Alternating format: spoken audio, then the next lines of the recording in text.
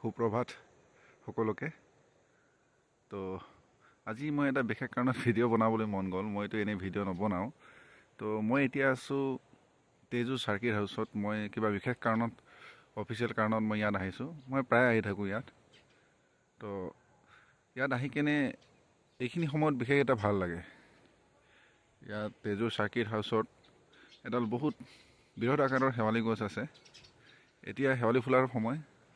তো ৰাতিপুৱা শেৱালি ফুলৰ সুবাস লৈ মই এতিয়া চাহ খাই আছোঁ। তো বিশেষভাৱে শেৱালি গছজোপাই মোৰ বিশেষভাৱে মন আকৰ্ষণ কৰিছে। ভাবিলোঁ আপোনালোককো এবাৰ শেৱালি গছজোপাৰ সুবাস দিব নোৱাৰিলেও ভিডিঅ' থ্ৰুৱেদি অনুভৱ কৰাবলৈ চেষ্টা কৰোঁ। এতিয়া আমি নেকি এনেকুৱা পৰিৱেশ হৈ আছে, ইয়াত আমোলমোল শেৱালিৰ গোন্ধ যাওঁ বুলি যাবই নোখোজেচোন।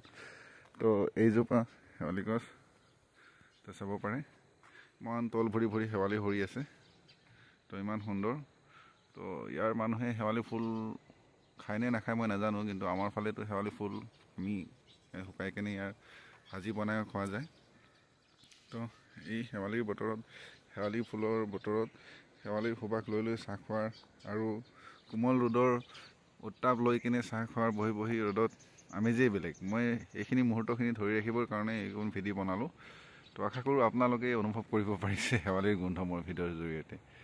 এয়া চাৰ্কিট হাউচ তেজুৰ। তো ইয়াত মই এটা ৰাতি কটালোঁ, আৰু কাম শেষ নোহোৱালৈকে চাগে আৰু এৰাতি থাকিব লাগিব পাৰে।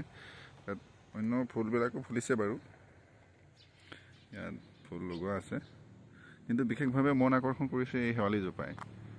তো ধন্যবাদ।